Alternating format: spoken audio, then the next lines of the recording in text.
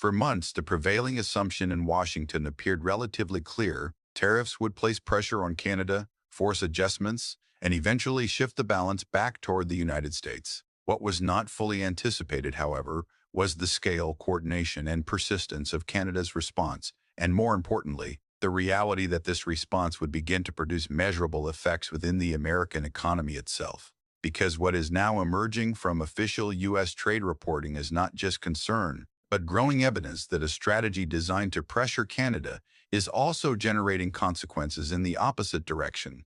And that shift is beginning to influence the tone of discussion in Washington in a noticeable way. What makes this moment different from earlier trade tensions is that the conversation has moved beyond political positioning and into concrete economic indicators that are increasingly difficult to dismiss or reinterpret. Now, Janice, the report also has some new stats on the impact of this trade war on the U.S. economy. We heard GDP numbers for Canada earlier this week, manufacturing taking a hit. What can you tell us about the U.S. impact?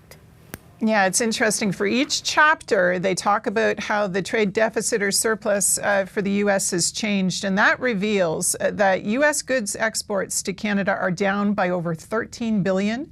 And U.S. goods imports from Canada are down by nearly $30 billion over the last year. And the trade and services, things like tourism, those have been disrupted too. Those figures do not simply indicate a short-term slowdown. Instead, they point toward a disruption significant enough to attract attention at higher levels, because declines of that scale often reflect changing demand patterns, adjustments in supply chains, and pressure on industries that depend on cross-border integration. What stands out is that this data is now being formally presented to Donald Trump, meaning the issue is no longer peripheral, but is moving closer to the center of U.S. economic and political decision-making. What adds to the importance of this situation is that the outcome is not tied to a single policy or a temporary reaction, but rather to multiple layers of response from Canada that are aligning at the same time. The United States is flagging what it calls trade irritants in a new report, and it cites several measures here in Canada, including the federal government's Buy Canadian procurement policy and the decision to pull American alcohol off the shelves. CTV's Caitlin Wilson joins us live now with more on this. Caitlin. Yeah, Patricia, the federal government announced its Buy Canadian policy in December in response to U.S. tariffs. And while American businesses say they have a hard time fighting for contracts, some point out the U.S. has a similar policy on their side of the border. When it comes to grocery shopping, if it's American, Scott Proudfoot isn't buying it.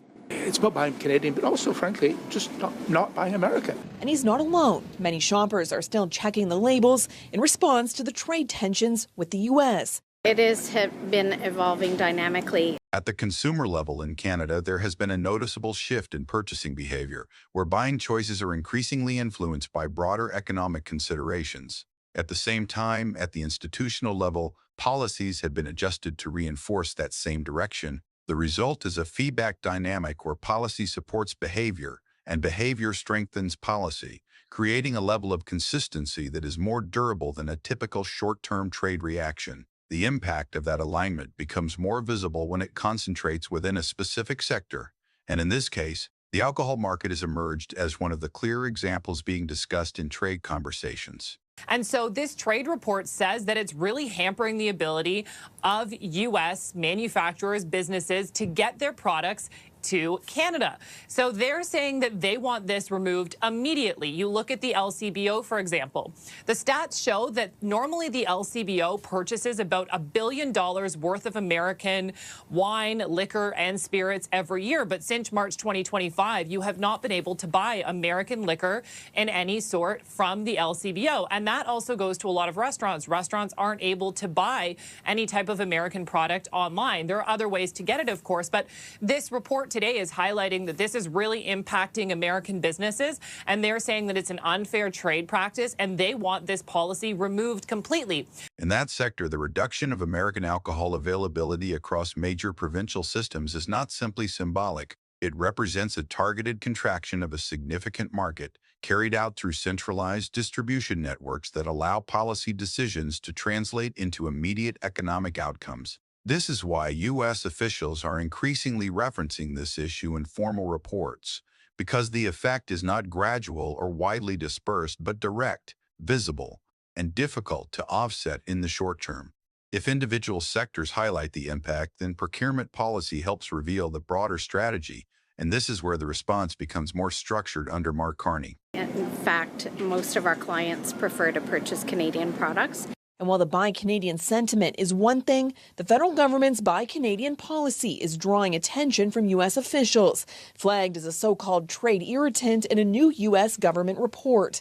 As of December, the Buy Canadian procurement policy requires government contracts worth $25 million or more to prioritize Canadian workers and industries. By redirecting large-scale government contracts toward domestic suppliers, Canada is not only supporting its own industries, but also gradually reducing the role of foreign firms in key areas of economic activity. This, in turn, reshapes competitive dynamics in a way that extends beyond individual transactions. From the perspective of American businesses, this creates a compounding disadvantage, which helps explain why this policy direction has quickly become a central concern in U.S. trade reporting. What is becoming increasingly clear is that the original assumption in Washington, which expected economic pressure to remain largely one-directional, is now being tested by the combined impact of these measures. Because when reduced demand, restricted access, and redirected spending occur simultaneously,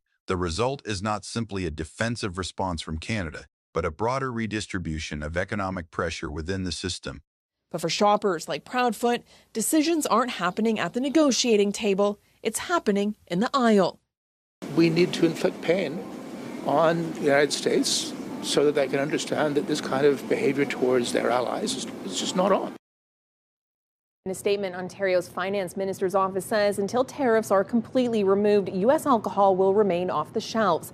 It's likely all these issues could come up during the CUSMA review, with a deadline of July 1st, when the three countries have to decide whether to move ahead, get out, or land somewhere in between. That observation reflects a shift in intent, but current data suggests that the shift in outcome is already taking shape.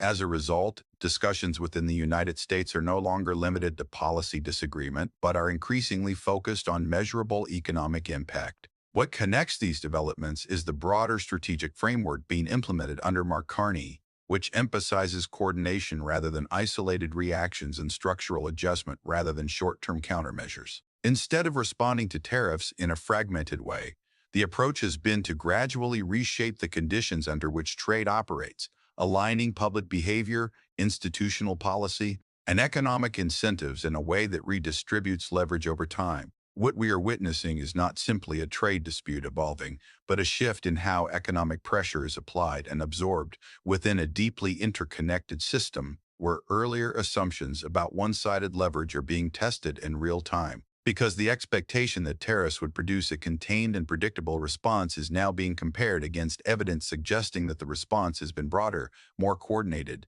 and more effective than initially anticipated. And that difference is beginning to influence both the data and the narrative, and that is why this moment matters. Because once the effects of economic decisions begin to appear not just in headlines but in measurable outcomes, the ability to overlook or downplay those effects starts to diminish, forcing a reassessment that moves beyond rhetoric and into strategy.